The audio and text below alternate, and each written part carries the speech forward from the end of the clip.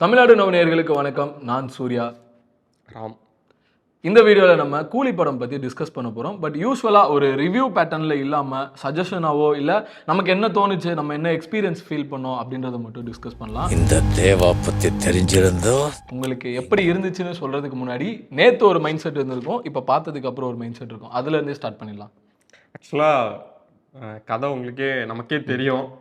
Ticket கிடைக்காம எவ்வளோ தூரம் போராடி கடைசியில் எப்படியாவது பார்த்து எஃப்டிஎஃப்எஸை பார்த்துடணும் அப்படின்ற ஒரு முடிவோட காலையிலேயே நைட்டு தூங்காமல் கொள்ளாமல் காலையில் பிளாக் ஷர்ட்லாம் தேடி எடுத்து போட்டுட்டு கரெக்டாக போயிட்டோம்.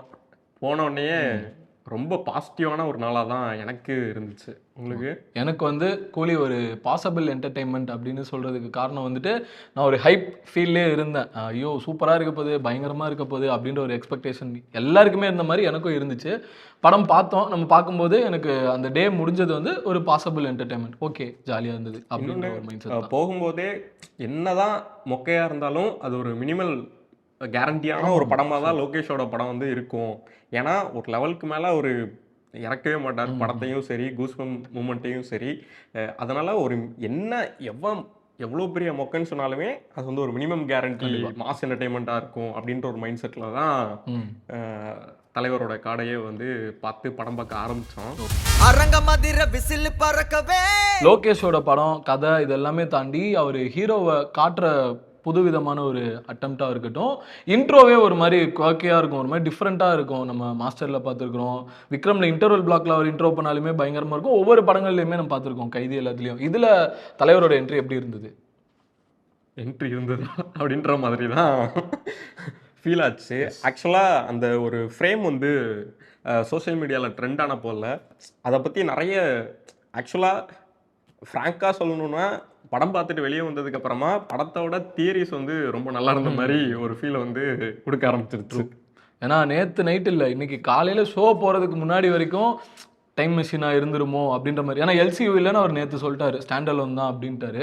டைம் மெஷினாக இருக்குமோ இல்லை வேறு ஏதாவது ஒரு டிஃப்ரெண்ட்டான விஷயத்தை கனெக்ட் பண்ண போகிறாங்களோ அப்படின்னு இருக்கும்போது படம் முடிஞ்சு வரும்போது இந்த கான்செப்ட் தானா, ஒரு சிம்பிளஸ்ட் ஐடியாவை தான் அவர் ஹேண்டில் பண்ணியிருக்காரு. பட் நம்ம தான் ஓவர் ஹைப்பில் எக்ஸாக்ரேட்டடாக எக்ஸ்பெக்ட் பண்ணிட்டோமோன்ற ஒரு ஃபீல் எனக்கு இருந்தது. ஒரு படத்தோட ஒன்றும் இல்லை, ஒரு லோகேஷோட ரைட்டிங்கோட பெரிய ப்ளஸ்ஸே அவர் வில்லனை எந்த அளவுக்கு ஸ்ட்ராங்காக எழுதுறாரு அப்படின்றது தான். மாநகரமாக இருக்கட்டும், லியோவாக இருக்கட்டும், கைதியாக இருக்கட்டும், எல்லாத்துலேயுமே அந்த படம் பெருசாக ஒரு கூஸ்பம்ஸையோ உள்ள போயிட்டு சமலை அப்படி ஹீரோவே செமையாக இருக்கார்ல, இதெல்லாம் மாஸ் மூமெண்ட்டாக இருக்குல்ல அப்படின்னு நம்மளை பேச வைக்கிறதுக்கான முக்கியமான காரணமே அந்த வில்லனோட ரைட்டிங்காக தான் இருக்குது. வில்லன் எந்த அளவுக்கு ஸ்ட்ராங்காக கொடூரமாக அந்த ரைட்டிங்கில் வரானோ அதுக்கு ஈக்குவலைஸ் பண்ணணும்னு சொல்லிட்டு சும்மா எழுத ஆரம்பிச்சாலே ஹீரோவோட வெயிட்டேஜ் வந்துடும். இந்த இடத்துல எல்லா வில்லனுமே ஒரு மாதிரி டைல்யூட் ஆகி, என்னடா இவ்வளோ கொடூரமான வில்லன் அப்படிலாம் சொல்லி பில்டப் குடிக்கிறீங்க, அவன் கொடூரமாக அடிக்கிறான், நான் சாவ கூட மாட்டானே அப்படின்ற மாதிரியான ஒரு ஃபீல் தான் படம் ஃபுல்லாகவே நமக்கு வந்துக்கிட்டு இருக்கு.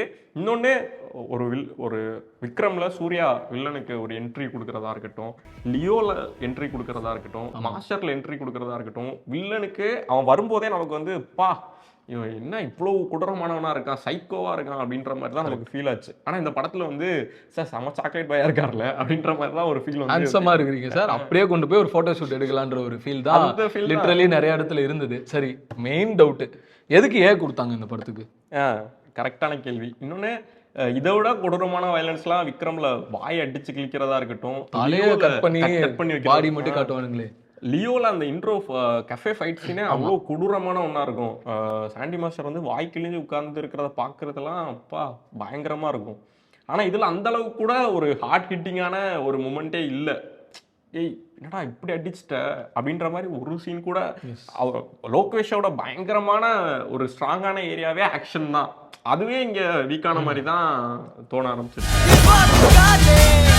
அது மட்டும் இல்லாமல் எனக்கு இன்னொன்று இந்த கேமியோக்கள் பற்றியும் இப்போ கொஞ்சம் ஒரு மாதிரி ஒப்பீனியனே குறைய ஆரம்பிச்சிருச்சு. இந்த படம் நான் எப்படி எடுத்துக்கிட்டேன்னா, ஜெயிலர் வந்து பார்த்தோம் நம்ம. அதை வந்து என்னால் இன்னொரு பாஷான்னு கம்பேர் பண்ண முடிஞ்சது. அந்த அவங்க வந்து ஹேண்டில் பண்ண விதம் எல்லாமே மல்டி ஸ்டாரை வந்து ஹேண்டில் பண்ணிட்டாங்க. ரஜினி சாரை வந்து ஒரு பீக்கில் காமிச்சிட்டாங்க அந்த படத்தில். இதை வந்து பிரேக் பண்ண முடியுமா அப்படின்றது தான் என்னோட ஃபஸ்ட்டு இது ஒரு பெரிய டாஸ்காக இருக்குமோ லோகேஷ்க்கு அப்படின்றதுல நினச்சேன். பட் எனக்கு என்னமோ லோகேஷும் ஒரு கைண்ட் ஆஃப் ஜெயிலரோட எலிவேஷன் மாதிரி தான் ட்ரை பண்ணியிருக்கிறாரோ இங்கே மல்டிபிள் ஸ்டார் காஸ்ட்டை ஹேண்டில் பண்ணுறப்போ அப்படின்ற ஒரு டவுட் இப்போ வரைக்கும் இருக்குது. சரி, நெகட்டிவ் வச்சுட்டு பாசிட்டிவாக உங்களுக்கு என்னெல்லாம் தோணுச்சு படத்தோட பாசிட்டிவ்னா ஃபஸ்ட்டு அனிருத், ரெண்டாவது வந்துட்டு சௌபின் சூப்பராக பெர்ஃபார்ம் பண்ணியிருந்தார். நாகார்ஜுனா வந்து நான் வில்லனாக பார்த்துட்டேன், நல்லா இருக்குது எல்லாமே ஓகே. ஆனாலும் வந்து கொடூரமான விஷயமா நான் மிஸ் பண்ணுறேன். பட் அவர் வந்து ஸ்க்ரீன் ப்ரெசன்ஸாக செம்மையாக இருந்தார். ஒரு டைகர் மாதிரி இருந்தார் அவர் அந்த ஃப்ரேமில் வரும்போதெல்லாம். எனக்கு சௌபின் ரொம்ப இம்ப்ரெஸ் பண்ண கேரக்டர். தலைவர் எப்பவும் போல் செம்ம வேறு லெவல்.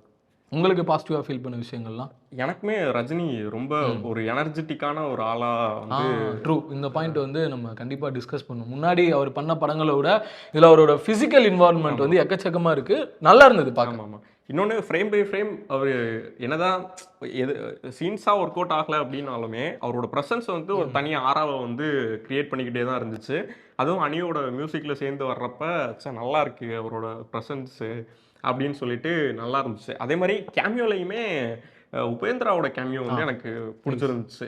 அவர் அந்த ஃபஸ்ட்டு அந்த இந்த கதவை மட்டும் தட்டாத அப்படின்னு சொல்லிட்டு ஒரு சின்ன பில்டப் கொடுத்துட்டு பின்னாடி அங்கேயே அந்த கொக்கி பிஜிஎம்மும் வரும், லைட்டாக வரும். அந்த கொக்கி அந்த மொத்தமாக அடித்து நான் தூள் கலப்புற அந்த சீன்ஸ்லாம் கொஞ்சம் நல்லாவே ஒர்க் அவுட் ஆகிருக்கு. அப்புறம் ஒரு அவெஞ்சர்ஸ் ஃபேனாக எனக்கு ரொம்ப சந்தோஷமாக இருந்தது ஒரு ஃப்ரேம் பார்க்கும்போது, ரொம்ப ஹாப்பியாக இருந்தது.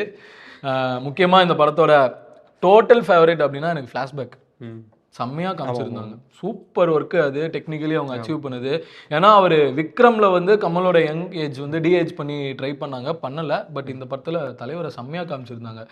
நம்ம கூட படம் ரிலீஸ்க்கு முன்னாடி இது சிவகார்த்திகேயன் தான் பண்ணியிருக்காரு அப்படின்ற மாதிரிலாம் நிறைய டிஸ்கஷன் இருந்தது. பட் தலைவரே சூப்பராக பண்ணியிருந்தாங்க. அது டிஏஜிங்குமே சூப்பராக. அதில் வந்து அந்த பஸ்ஸுக்குள்ளே நடக்கிற அந்த ஆக்ஷன் சீன்ஸுமே நல்லா தான் இருந்துச்சு. ஆனால் அங்கேயுமே ரைட்டிங் தான் வீக்காக இருந்துச்சு தவிர அதான் ப்ரெசன்ஸாக யாரோட ப்ரெசன்ஸுமே வீக்காக இல்லை.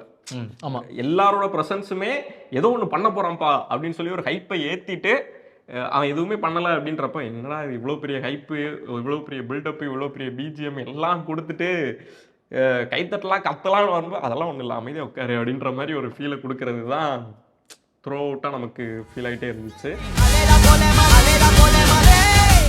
சௌபின் சொல்லவே தேவையில்ல, செம்மையாக பண்ணியிருந்தாரு ஆக்டிங்காக. இன்னொன்று ஒரு கொடூரமான வில்லன் அப்படின்றப்ப நாகார்ஜுனாவோட சௌபினுக்கு கம்பேர் பண்ணா இவங்களுக்கு நல்ல ஒரு ஸ்கோப். அவர் ஹைஃபையாக செம்மையாக இருந்தார். பட் இவர் கிரவுண்டடாக கொஞ்சம் ப்ரூட்டலாக இருந்த ஃபீல் இருந்தது. மோனிகா ஃபேன்ஸ் அவங்களுக்கு கொஞ்சம் ஹாப்பியாக இருந்திருப்பாங்க. பட் என்னன்னா சட்டுன்னு முடிஞ்சிருச்சுன்ற மாதிரி ஒரு வருத்தமாக இருந்தது அந்த பாட்டு எனக்கு பார்க்கும்போது. என்னன்னா நம்ம ஃபீல் பண்ணுறோமோ இல்லையோ தலைவர் ஃபீல் பண்ணியிருப்பாரு. ஏன்னா இந்த பாட்டு நடந்துகிட்டு இருக்கும்போது தலைவர் ஓரமாக நின்றுக்கிட்டு நான் ஒரு ஃப்ரேமில் கூட பக்கத்தில் ஆட விடல அப்படின்னு சொல்லிட்டு ஃபீல் பண்ணியிருப்பாப்புல. தூரத்தில் நின்று அவரும் அங்கே ஷூட்டிங் நடக்குது அப்படின்னு பார்த்துட்டு இருந்திருப்பாரு. அது பார்க்கும்போது புரிஞ்சது அந்த வருத்தம் என்னவா இருக்கும். பெரிய விஷயமா இடிச்சது இல்லை இதுக்கு இவ்வளோ பெரிய ஒரு மேட்ரா கதையை சுற்றி அப்படின்னு ஃபீல் பண்ணது வந்து அந்த சேர் தான். ஆமாம், அந்த சேர் அது அவ்வளோ பெரிய ரோல் பிளே பண்ணிச்சானே எனக்கு தெரியல. எண்ட் ஆஃப் த டே ஒருத்தனை கொல்றதுக்கான ஒரு விஷயம் தெரியாமல் கொல்றதுக்கான ஒரு விஷயம் அப்படின்றப்ப அவர் வந்து ஒரு இன்டர்நேஷ்னல் லெவலில் ஒரு டானா வந்து தாகாவோட கேங்கில் இருந்துக்கிட்டு இருக்கார் நாகார்ஜுனா. அவர் சொடக் போட்டாலோ ஒரு ப்ரைவேட் ஜெட்டில் தண்ணி அடிச்சுட்டு வர்ற அளவுக்கு ஒரு வசதி இருக்குது. வித்தியாசமாக நிறைய விஷயங்கள் பண்ணிக்கிட்டு இருக்காரு. அப்படின்றப்ப இதெல்லாம் ஒரு மேட்ரா அப்படின்ற மாதிரி, ஒருத்தனை தடையம் இல்லாமல் அழிக்கிறதுக்கு இல்லைனா கொலை பண்ணுறதுக்கு இதெல்லாம் ஒரு மேட்ரா அப்படின்ற மாதிரி ஒன்று. சத்யராஜ் வந்து இதை கண்டுபிடிக்கிறதுக்கு முன்னாடி அவங்க என்ன பண்ணிக்கிட்டு இருந்தாங்க அப்படின்றதும் ஒரு கேள்வியாக வந்து நின்றுச்சு. இதை வந்து பெருசாக கமர்ஷியல் படங்களை இவ்வளோ லாஜிக்காக பார்க்கணுமா அப்படின்னு கேட்டால் லோகேஷ் வந்து அதை லாஜிக்காக கன்வின்ஸ் பண்ணுவார். நம்மள மற்ற படங்களை பார்க்கும்போது அது எவ்வளோ மொக்கையான சீனாக இருந்தாலும் ஈஸியாக கன்வின்ஸ் பண்ணுறதுக்கான ஒரு விஷயமா தான் இருந்துக்கிட்டு இருக்கும். ஆனால் இதில் வந்து அந்த கன்வின்சிங்கே இல்லை. அவரே வந்து இல்லை இவ்வளோ லாஜிக் பார்க்க தேவையில்ல அப்படின்ற மாதிரி ஒரு ரூமுக்குள்ளே போட்டு அடைச்சிட்டாரோ அப்படின்ற மாதிரி ஒரு ஃபீலிங் இருந்துச்சு. சரி, இதெல்லாம் டிஸ்கஸ் பண்ணியாச்சு. அந்த கிளைமேக்ஸ் கேமியோ ஆமீர் கான் எப்படி இருந்தது, எப்படி உங்களை அது என்ன மாதிரி ஒரு இம்பேக்ட் கொடுத்தது உங்களுக்குள்ள? நமக்கு எப்போவுமே இந்தியாவிலேயே அமீர் கான் வந்து ஒரு one of the most favourite ஆக்டராக வந்து performer. இருப்பார். ஒரு அவர் எடுக்கக்கூடிய கதையாக இருக்கட்டும் எல்லாமே வந்து யூனிக்காக இருக்கும். ஒரு என்ன சொல்கிறது, ஒரு படம் அவர் வந்துட்டார் அப்படின்னா ஹார்ட் ஹீட்டிங்காக இருந்துட்டு இருக்கும். ஒரே ஒரு விஷயந்தான் தோணுச்சு, ஆடியோ லான்ச்சில் பேசும்போது சொன்னார்ல, இந்த மாதிரி நான் வந்து என்னோட ப்ராபப்ளி நான் என்னோட இவ்வளோ வருஷம் இதுலேயே கதை கேட்காம நடிச்ச ஒரே படம், கதை கேட்டிருக்கலாமோ அப்படின்ற மாதிரி கேட்டிருக்கலாம், தோணுச்சு. நிஜமாவே கேட்டிருக்கலாம். ஏன்னா அவங்க அதை ஒரு பெரிய ஒரு விஷயமா பார்க்குறாங்கன்னு நினைக்கிறேன். பாலிவுட்ல இருந்து ஒருத்தர் வந்து தலைவர் படத்தில் கேமியோ பண்ணுறாருன்றது ஓகே, அந்த கேமியோ எப்படிப்பட்ட கேமியோவாக இருக்கணுன்றது தான் மேட்டர். எனக்கு அதில் பார்க்கும்போதுமே நத்திங் அது ஒரு பெருசாக எக்ஸைட் பண்ண. அதுவுமே லைட்டாக அவ்வளோ பெரிய டானாக இருக்கான், டக்குன்னு ஒரு ஃபன்னியாக மாற்றி விட்டது வந்து இம்பேக்டே ஆகலை. ஒரு ஹெலிகாப்டரில் வந்து ஒரு பெரிய நாய் அந்த அந்த ஒரு பில்டப்போட அவர் இறங்கி வராரு, வந்து துப்பாக்கி அவருக்கு ஹேண்டில் பண்ண தெரில அப்படின்றது, அந்த சேஃப்டி மோட் ஆன்ல இருக்குன்னு சொல்றது அப்படின்றது, ஒரு பீடி குடு அப்படின்னு சொல்லி கேட்கறது, என்ன அவர் இன்டர்நேஷனல் லெவலில் ஒரு பெரிய டானா இருந்துட்டு இருக்காரு, கூட்டிட்டு வந்து காமெடி பண்ணிக்கிட்டு இருக்கீங்க. இன்னொன்று ரோலெக்ஸ் வந்து ஒரு கொலை தான் பண்ணுவாரு, அப்படியே கொலை நடுங்கும் நமக்கு பார்க்கும்போது. இவர் ஒரு 18-20 பேரை கொலை பண்றாரு, நாகார்ஜுனா அந்த கேங்கே போட்டு தள்ளிடுவாப்ல. ஆனாலும் வந்து அந்த இம்பாக்ட் வரல. அதான் உண்மை. 50 வருஷம் ஒருத்தர் நம்மளை வந்து என்டர்டெயின் பண்ணியிருக்கிறாரு. அவரோட 50வது வருஷத்துல ஒரு படம் பண்ணியிருக்காரு. அதுவும் ரீசெண்டாக எல்லாருக்கும் ஃபேவரேட்டான ஒரு டேரக்டர் கூட பண்ணியிருக்காரு. மல்டிபிள் ஸ்டார்ஸ் இருக்கிறாங்க. ஒரு பாசிபிள் என்டர்டெயின்மெண்ட்டாக நான் போயிட்டு இந்த கிரிட்டிக் மைண்ட் செட்டுன்றதே எனக்கு இல்லை, நான் போய் தலைவரை செலிப்ரேட் பண்ண போகிறேன், லோகேஷ் படம் பார்க்க போகிறேன் அப்படின்ற ஒரு மைண்ட் செட்டில் போயிட்டிங்கன்னா இந்த படம் வந்து உங்களுக்கு சூப்பராகவே ஒர்க் அவுட் ஆகிடும். நான் வந்து லாஜிக்லாம் பயங்கரமாக பார்ப்பேன், இந்த சீன் நடக்கும்போது அதை கனெக்ட் பண்ணுவேன், இதை கனெக்ட் பண்ணுவேன் அப்படின்ற மைண்ட் செட்டில் போனீங்கன்னா உங்களுக்கு கொஞ்சம் அந்த சாட்டிஸ்ஃபிகேஷன் இருக்காதுன்றது தான். பட் இந்த படம் வந்து நான் சஜஸ்ட் பண்ணுவேன், எல்லாருமே போய் பாருங்கள், நல்ல என்டர்டெயின்மெண்ட். ஒரு நல்ல தியேட்டர் எக்ஸ்பீரியன்ஸ். ரஜினி சாரோட 50வது வருஷத்தை நான் போய் தியேட்டரில் தான் செலிப்ரேட் பண்ணுவேன் அப்படின்னு நினைக்கிற எல்லாருமே கண்டிப்பாக தியேட்டரில் போய் செலிப்ரேட் பண்ணுறதுக்கான ஒரு இதாக தான் இருக்கும். மைண்டில் சோஷியல் மீடியாவில் வர எந்த கமெண்ட்டையுமே எந்த ரிவ்யூவுமே எதுவுமே பார்க்காம பிளாங்காக போய் உட்கார்ந்தீங்க அப்படின்னா கண்டிப்பாக இது வந்து ஒரு என்டர்டெயின்மெண்ட்டாக இருக்கிற ஒரு படமாக வந்து இருக்கும். அண்ட் 50 வருஷம் ரஜினி சத்தை வந்து செலிப்ரேட் பண்ணுறதுக்கான ஒரு தேட்டர் மூமெண்ட்டை வந்து கூலி கிரியேட் பண்ணி விட்டுருக்கு அப்படின்ற மாதிரி நம்ம இந்த படத்தை வந்து எக்ஸ்பீரியன்ஸாக நம்ம சொல்லலாம். ட்ரூ. நீங்களும் படம் பாருங்கள், பார்த்துட்டு நாங்கள் டிஸ்கஸ் பண்ண விஷயத்தில் எது உங்களுக்கு ரிலேட் ஆச்சு, இல்லை எது முரணாச்சு, இல்லை படம் உங்களுக்கு எப்படி ஒர்க் அவுட் ஆச்சுன்ற எல்லாத்தையுமே கீழே கமெண்ட்ஸில் மென்ஷன் பண்ணுங்கள். மறக்காமல் இந்த மாதிரி நல்ல இன்ட்ரெஸ்டிங்கான விஷயங்கள் தெரிஞ்சுக்கிறதுக்கு தமிழ்நாடு நோவை சப்ஸ்கிரைப் பண்ணுங்கள். தேங்க்யூ. ஆச்சி கொழுக்கட்டை மாவு வந்தாச்சு. ஆச்சி கொழுக்கட்டை மாவிற்கு கொழுக்கட்டை அச்சை கேட்டு வாங்குங்கள்.